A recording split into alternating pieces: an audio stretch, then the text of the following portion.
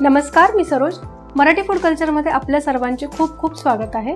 आज मी कोणतीही recipe share करणार नाहीये, तर आज मी तुम्हाला एक आनंदाची गोष्ट शेअर करणार आहे आणि सोबतच मी माझ्या आत्तापर्यंतच्या YouTube चॅनलची जर्नी सांगणार आहे. केव्हा कसं चॅनल मी स्टार्ट केलं, कुठला व्हिडिओ व्हायरल झाला आणि माझं चॅनल मॉनिटाईज होण्यासाठी लागणारं टार्गेट हे कंप्लीट झालं.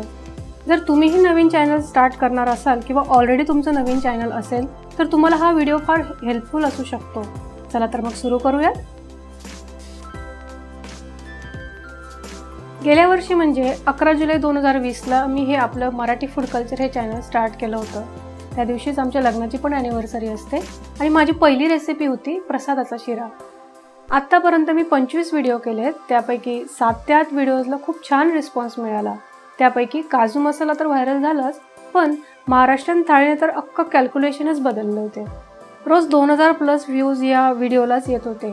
आत्तापर्यंत सगळ्यात जास्त व्ह्यूज या व्हिडिओलाच आलेले आहेत आणि अर्धा टार्गेट तर ह्या व्हिडिओनेच कंप्लीट केले 15 दिवसात आणि माझं चॅनल हे मॉनिटाईज झालं.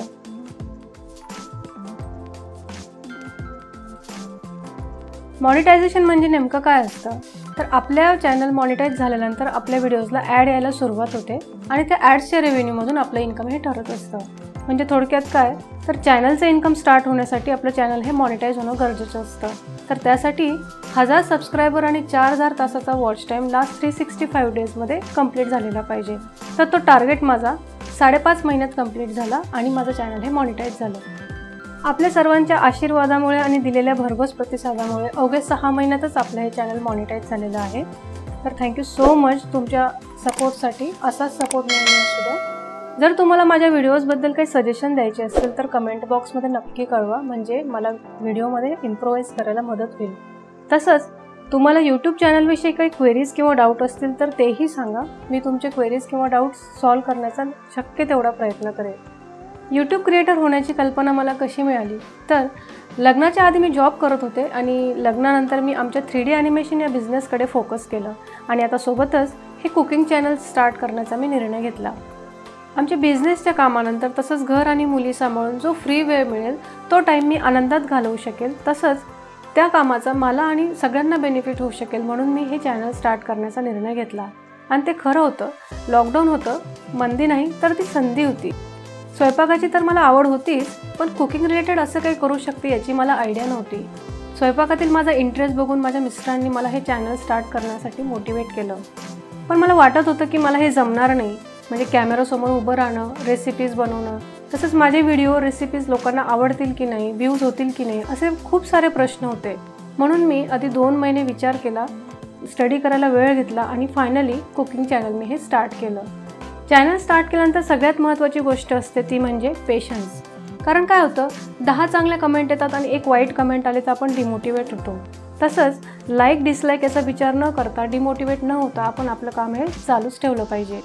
मी हे रेसिपीजचे व्हिडिओ घरीच करत असते, पण रेसिपी करणं एवढंच काम नसतं तर त्यामागे खूप सारी कामं असतात.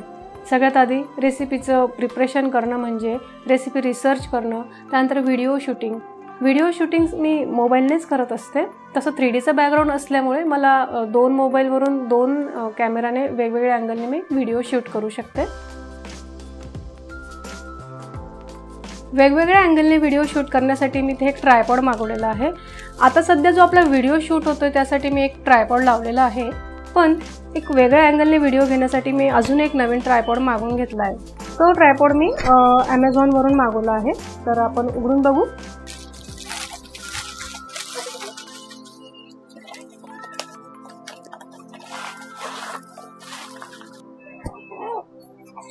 हा असा ट्रायपॉड आपण मागवलेला आहे. तो असा ओपन होतो. त्याला असे हुक दिले, साधारण 4 फुटापर्यंत आपण त्याला मोठा करू शकतो. इथे मोबाईल लावतो आपण.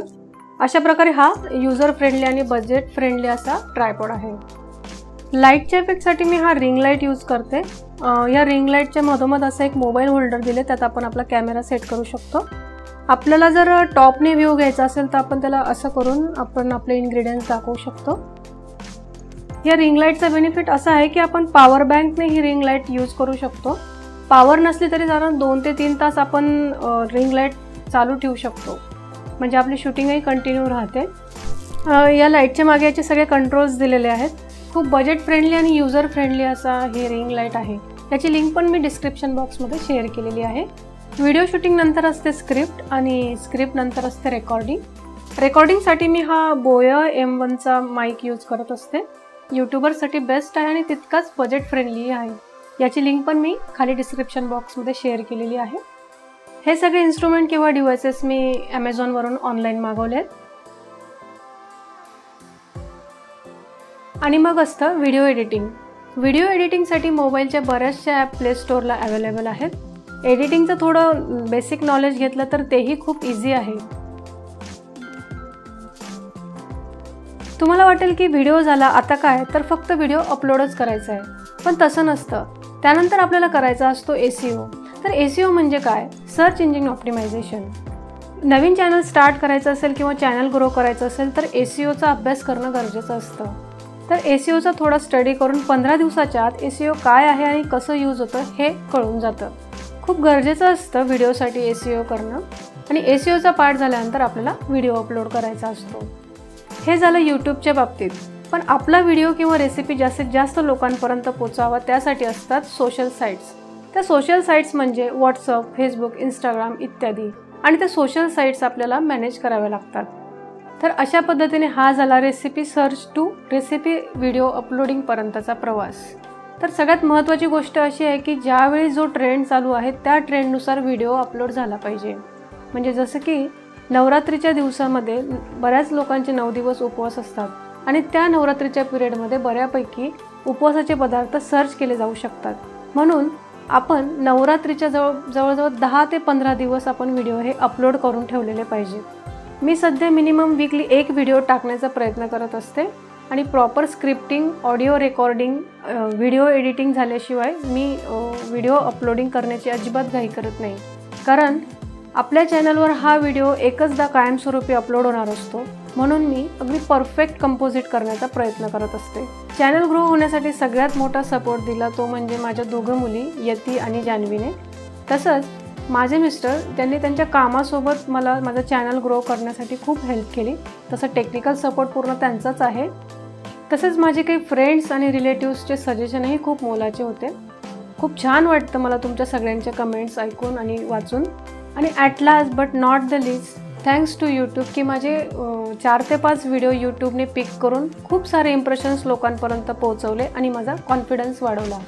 तर हा होता माझा मॉनिटायझेशनपर्यंतचा प्रवास. असाच प्रतिसाद आणि आशीर्वाद कायमस्वरूपी असू द्या. तुम्हाला आजचा व्हिडिओ आवडला असेल तर लाईक करा, शेअर करा, सबस्क्राईब करा. तसंच तुम्हाला आजचा व्हिडिओ कसा वाटला हे कमेंट बॉक्समध्ये नक्की कळवा. धन्यवाद.